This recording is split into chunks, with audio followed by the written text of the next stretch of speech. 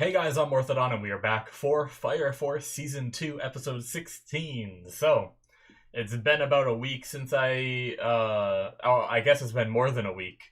I recorded ahead a bit, took a week off, so I think it's been a little bit more than a week since I've recorded the last episode. A little bit longer than usual, I should say. Uh, so probably almost 2 weeks, regardless. But last episode we had Nataku activating an Adola burst, so, I hate to say these people are right, what they're doing is still wrong, but they're keeping kids longer in order to hopefully awaken their Adola burst under more stress instead of letting them go and then they activate it later, kind of like what happened to Shinra. And unfortunately they were right and he did end up activating one. We have multiple fights going on in multiple locations. We have Shinra fighting the Ashen Creeper, and we had Charon and some others show up in that fight. And then we also have Maki, who was left behind, fighting the one crazy chick with the dolls. And now Hamiya also showed up, right? It was Hamiya, I believe? Yeah.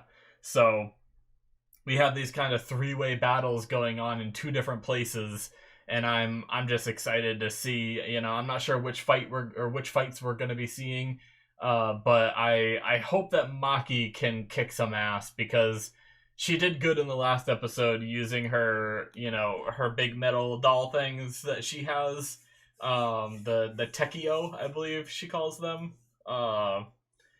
But I want to see her like get down with some fist fights and stuff like she did in the fight in the Nether and stuff like that too. So I guess she did use those things in the Nether mainly for that fight as well. I don't even know if she actually really punched people now that I think about it. Either way, I'm excited to see more, guys. Let's watch this episode and see what happens. So we're gonna start here in 5, 4, 3, 2, 1, now.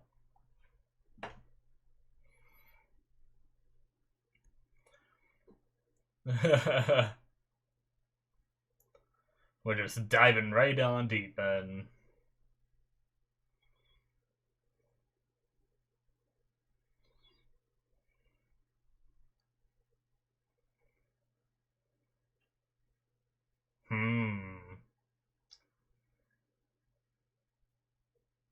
I hate that chick. Alright, so she's going for them for now.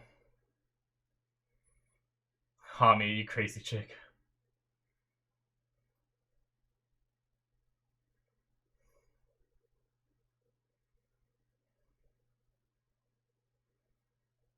Oh.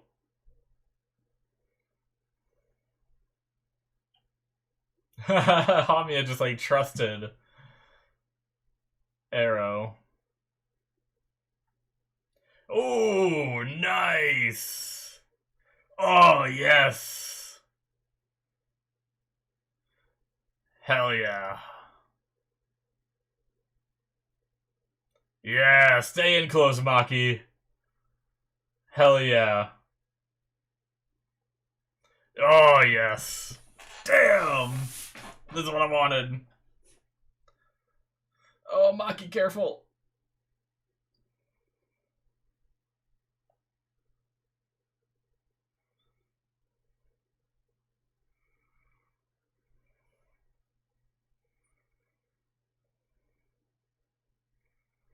Yeah. Oh, shit. Oh, shit. Oh, shit. Okay, that's creepy.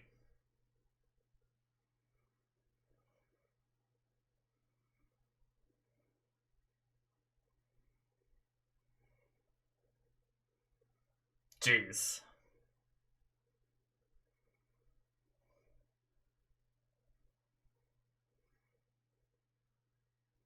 It keeps showing the belt. Is that going to be a key to controlling it?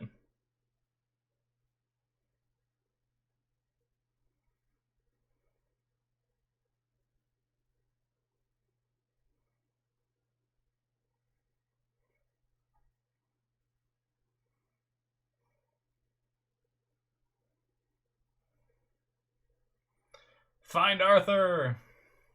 Walk. Damn.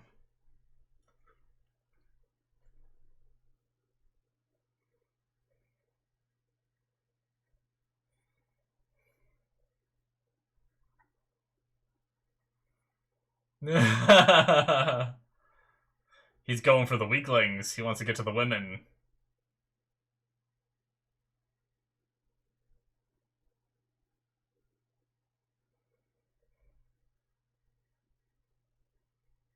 This fucking guy. He could be such a badass with his powers, but he has to be a little bitch instead.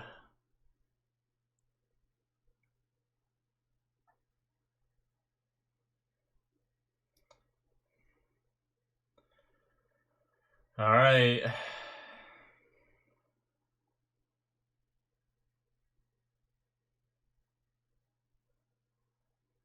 Oh no.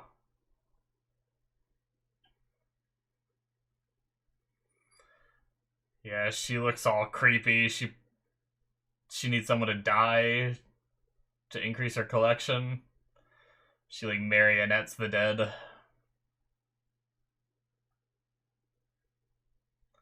Shit. Alright.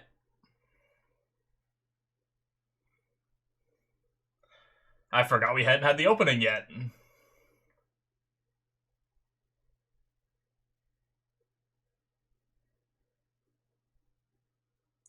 I mentioned it in my Boruto episode that I just recorded, but one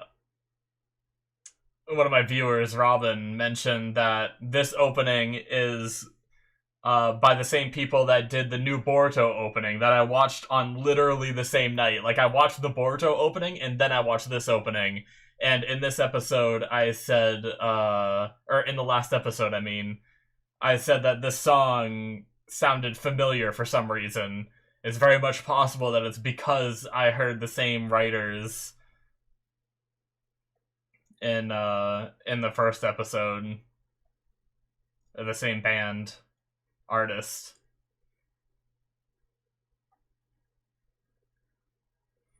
So coincidental that I just happened to get to the same episode that the opening happens to change, and happens to change to the same, not the same song, but the same artist. It's so crazy. I gotta say, I like them both, but I think I like this song better than I like the one in Boruto.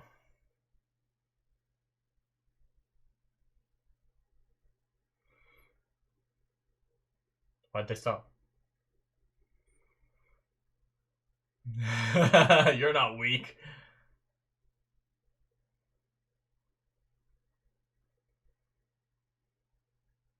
Well.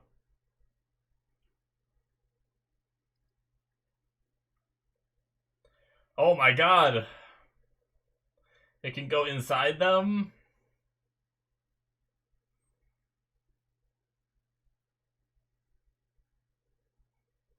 That's a crazy shot.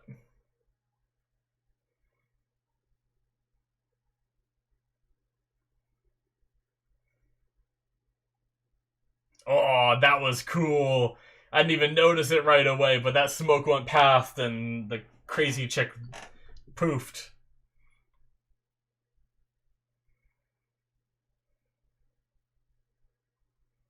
Huh.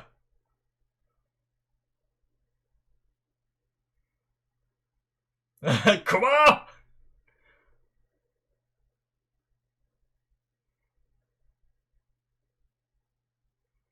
Oh, yep. God damn it. It's like they're playing football with this damn kid. That's a foul. Oh my god, this is goofy as hell.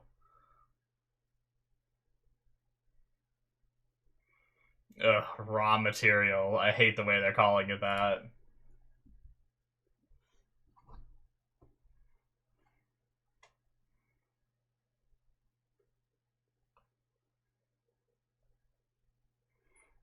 Well, Infernal.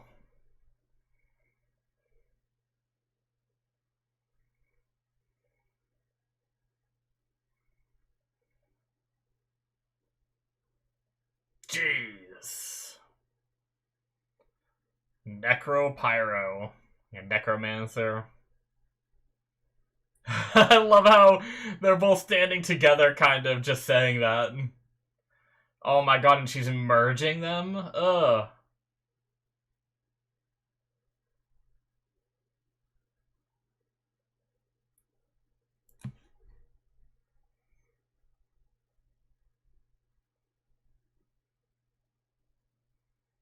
God, that's fucked up. This boy needs a break.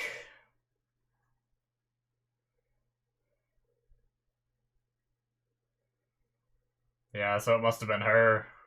Yeah, that was like the first episode of the season, right?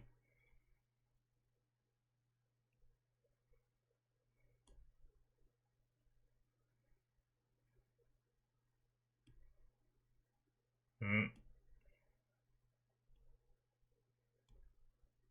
Oh shit.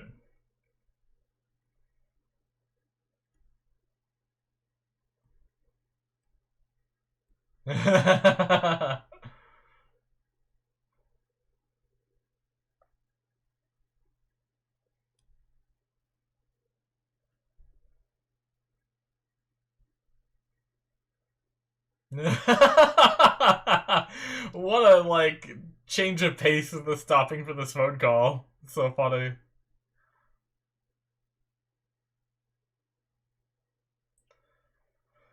Do you have to go for the strong one? Being a salaryman is rough.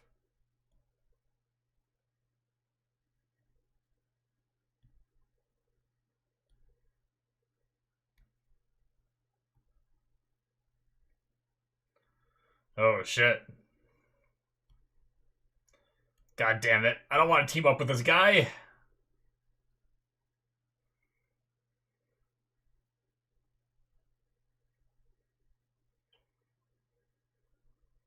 I guess they did. Hajime did team up with them, though. On both sides.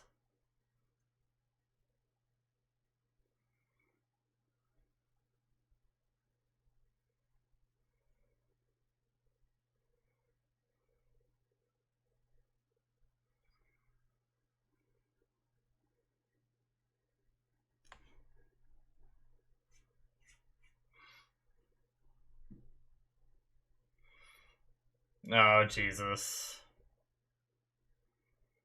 Oh.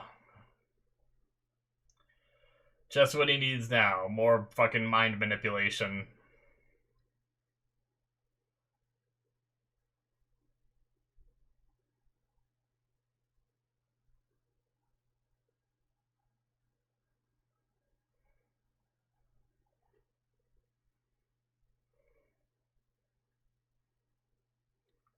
Ugh. So creepy, the imagery they use.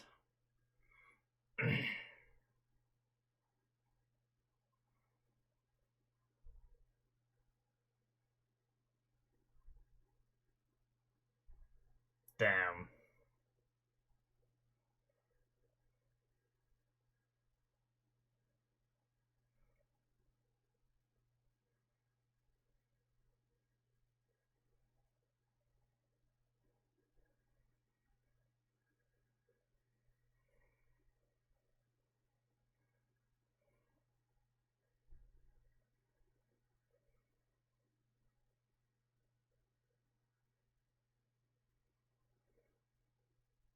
Ugh. This poor damn kid.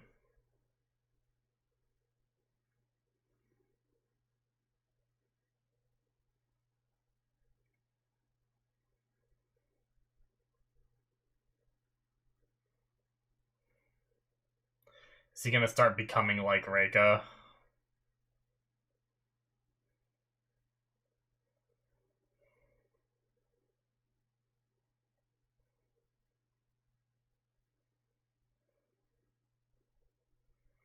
No. Yep. She knows instantly.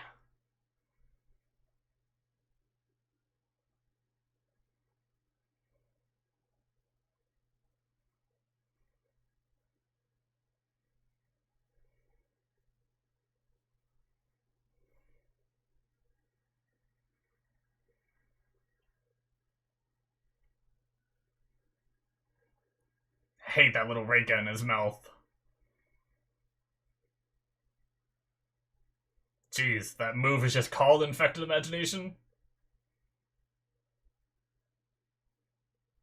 He didn't even move.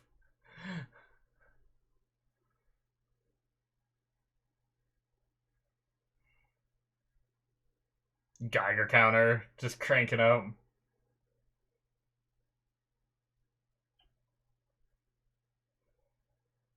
Radiation, yeah, I mean, it's Geiger counter, that makes sense.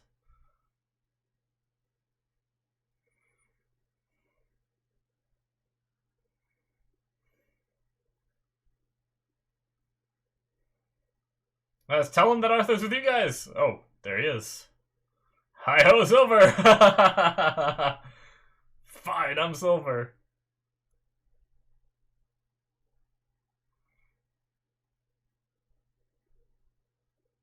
200 meters.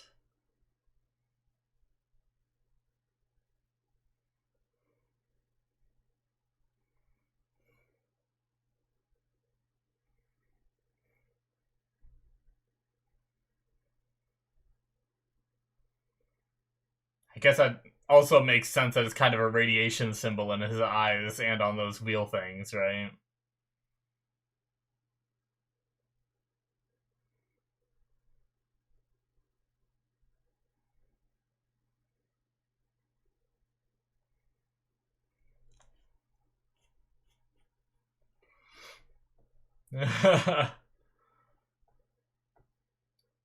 Yeah.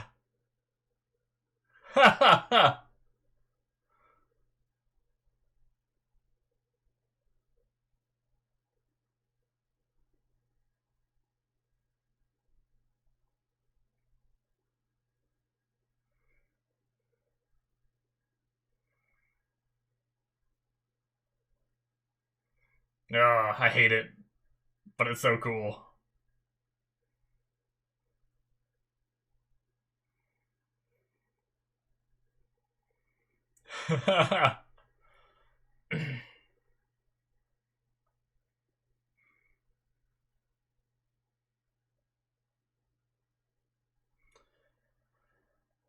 Yep.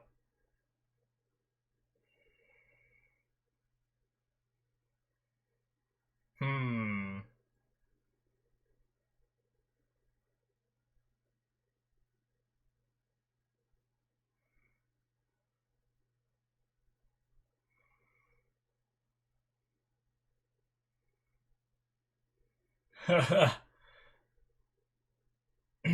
I'm not about that strong shit.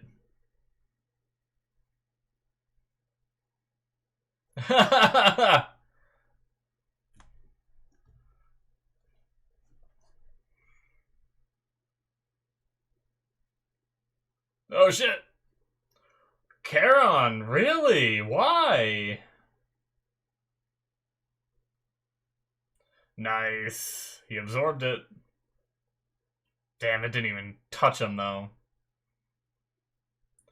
Oh.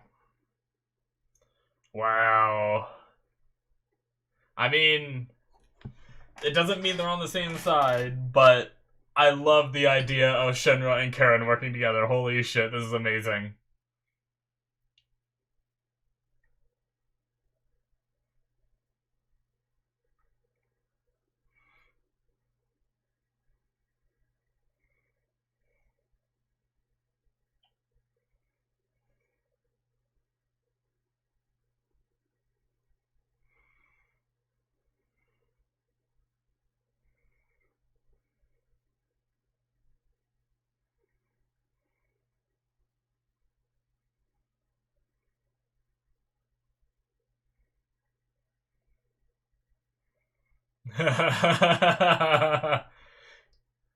Yeah, you just spoke my language. He's biting his head.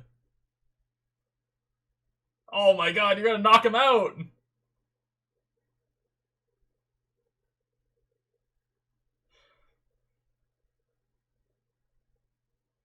We're going there. What?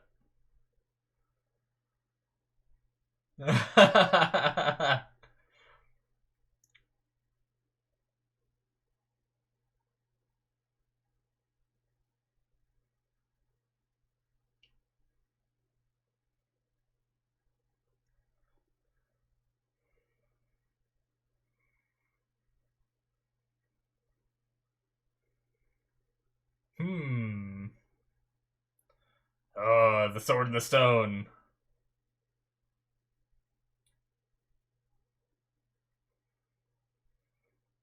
Except you're trying to pull it out, not stick it in, but...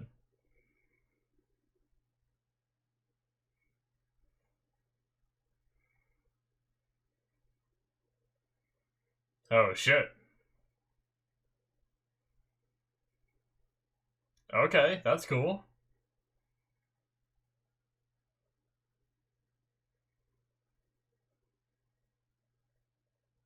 Yeah. I was gonna say.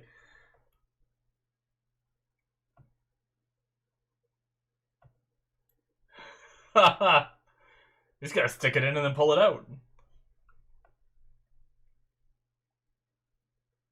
Don't you know how to wield your sword, Arthur?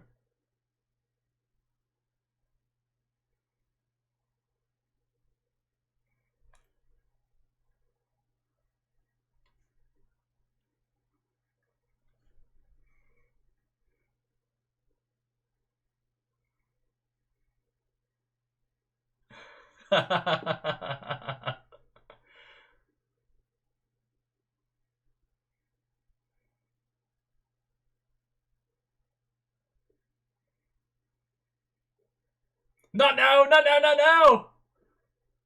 Or now? Is it now? Okay, maybe it's now. Oh shit! Amplification. Is that enough space? Oh my god, they're EMPing the building!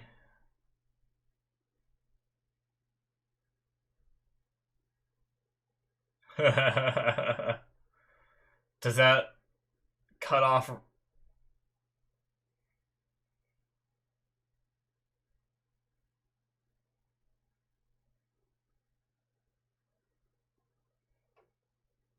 Yeah, so the kid should stop, maybe. As long as he can recover. She's Spider-Man!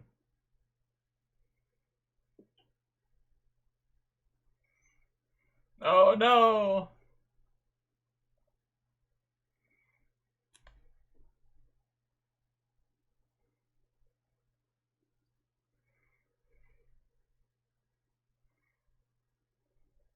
That makes sense.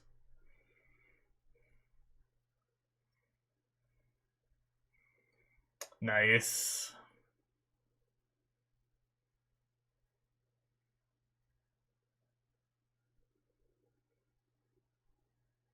Time to move.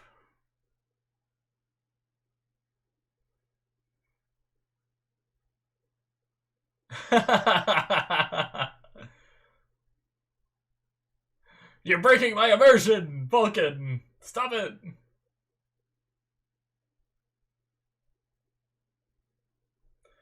We must...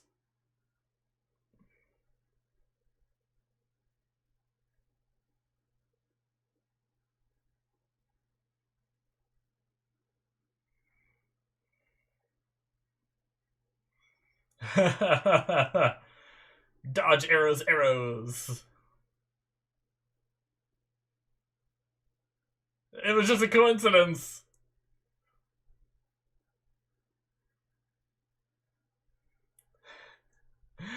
Love how they have to play into his delusion to make him stronger.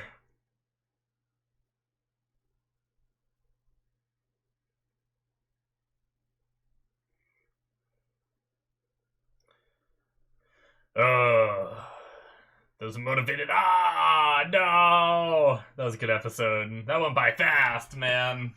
Feels like it just started. Oh, shit. Oh. Guys, I'm excited. It's my nephew's birthday tomorrow. And I shouldn't because I'm on a diet, but I'm making an exception for once. Maybe I'll have some leftovers too. But there's this dessert that he loves, and I love it too. Actually, the reason why he first tried it was because my mom made it for me on one of my birthdays a while back. And now every birthday that happens, he asks for it. And and so she made it for his birthday, and I haven't had it in years upon years, and I'm so excited to have it again. We're having it tomorrow. It's actually in the fridge right now. I want it. But it's like this, we call it dirt worm cake. I know, funny name, right? It's like pudding, like a cream kind of thing mixed together with gummy worms spread throughout it, and like crunched up Oreos and everything. And it's like, oh, it's really good. Alrighty, guys, that is it for episode 16. So, that was a great episode. Honestly, it was like, I'm not even sure what to talk about, just because there was a lot of like cool things though, like, and creepy things, like the raw material stuff with Ritsu, I believe her name is, taking like the corpses of people and merging them with an infernal in order to create like a big one. That's like a crazy ability, right? Like, I don't even know. I mean, it's nothing new for this show for me to be a little bit confused of the power set and be like, how does that work? You know, because like that kind of happens a lot with this show. Like, I don't know how some of the people use their pyrokinetic abilities to do some of the things they do, but yeah, that one's pretty crazy. By the way, this episode was called Mind Blown, and that's so fucked up for what happened to Nataku and everything. But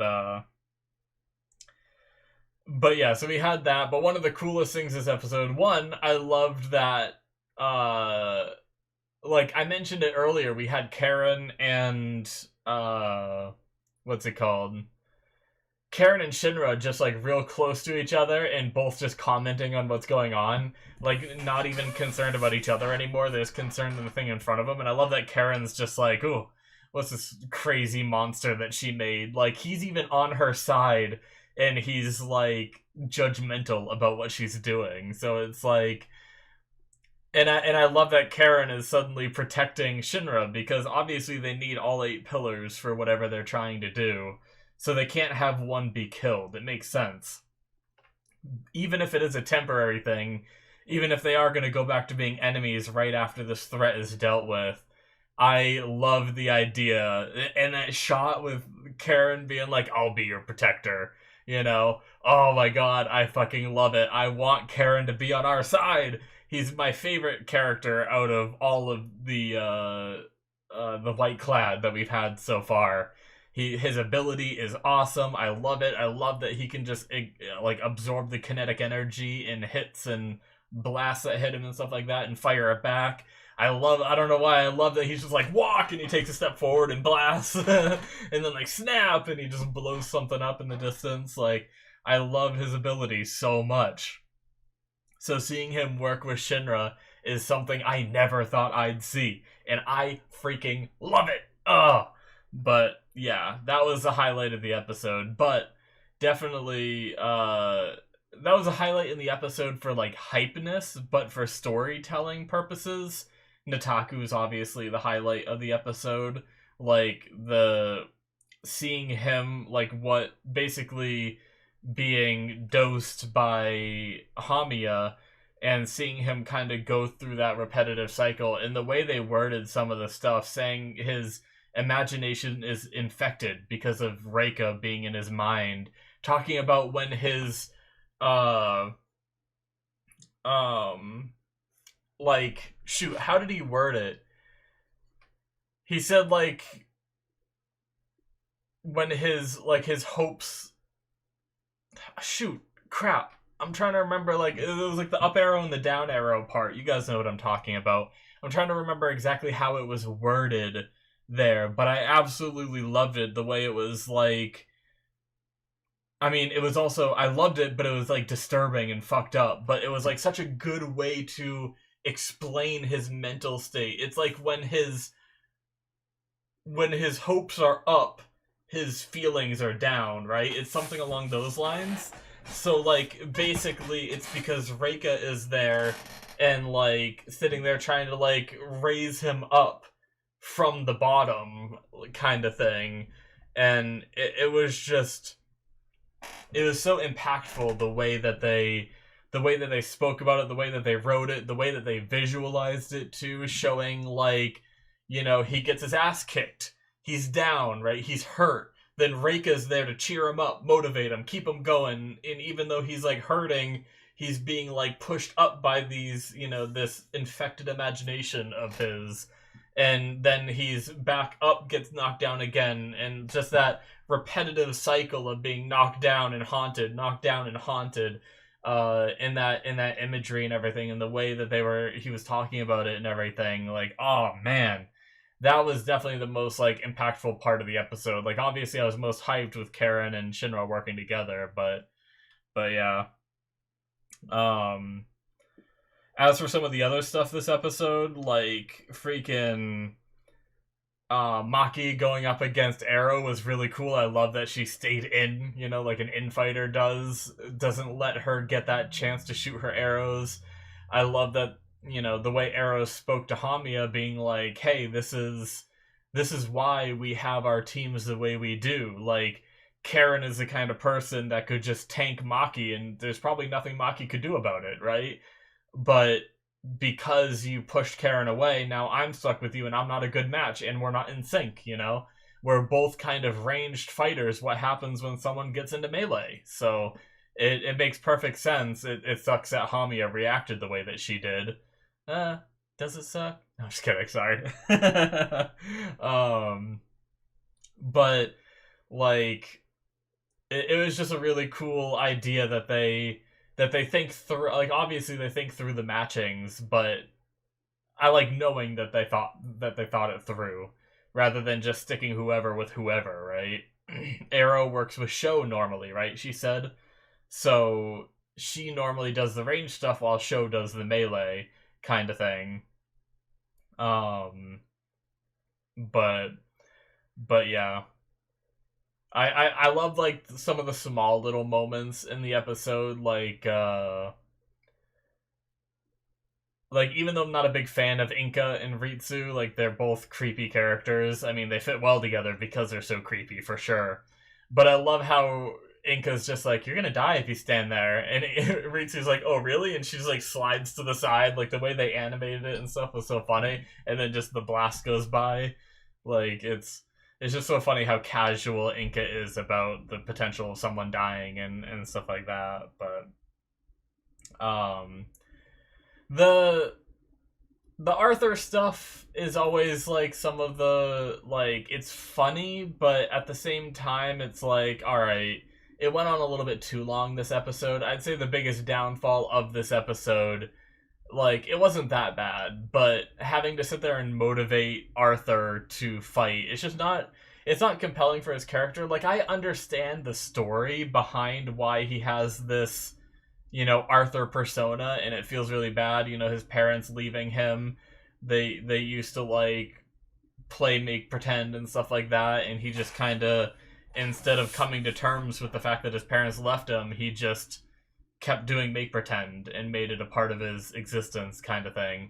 And it's sad, and I feel bad for him and everything, but when it comes to like a serious fight and we have to sit there and try to like motivate him in order to fight in different ways and like and stuff like that, I don't know, it's definitely like a bit of comedy and relief, like comedy relief for the episode, but I just don't know how I feel about it. Like, it's just, there's some parts that do make me laugh, but there's other parts that I'm like, all right, I get it. He needs to be, like, motivated or whatever. Like, come on, Arthur, just fight. Like, sometimes that's what I feel like. Sometimes I feel like, come on, Arthur, just, you know, you gotta realize the severity of the situation, right?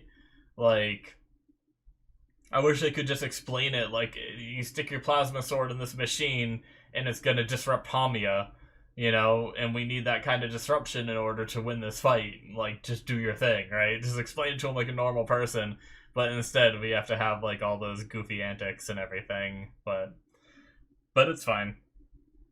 I still loved the episode regardless and everything, but yeah, I mean, honestly, I don't really have much more to say. I guess I didn't really talk about the team up of Shinra and Kurono. Like, that's interesting for sure. There's obviously aspects of Chrono I like. I like his ability, and sometimes his design is like kind of cool, and the way he uses his ability is really cool. I still hate that he's just so obsessed with fighting like weak people. The phone call with his boss was like, it kind of brought me from absolutely hating his character to being like a little bit comical now. I thought the phone call was really funny because it just kind of stopped everything for him to talk, and he's like, yeah, I was focusing the weak ones. Idiot? Me, sir? And then like he's like, yeah, like there's a giant infernal here now that has an otaku inside of it, the guy with the Adola burst that you guys are seeking. So I was just gonna go take out the weak ones first. Idiot? Me, sir? And it did it again. And it was just like really funny. I like the little comedy relief there, especially since he's kind of teaming up with us. And then like that little moment where he's just like sitting there like, this guy's way too strong. He's way too strong. Like, his weakness is that he's obsessed with fighting weak people. So when he comes against something too strong, he's kind of frozen in place a little bit, right?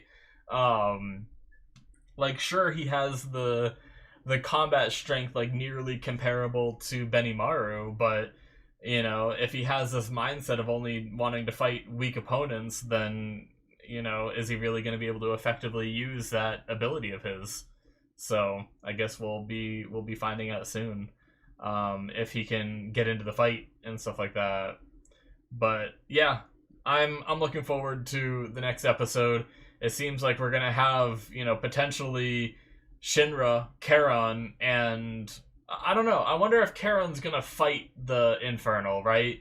Like, he did fire that blast back, but is protecting Shinra just gonna make sure that Shinra doesn't get hit by the Infernal?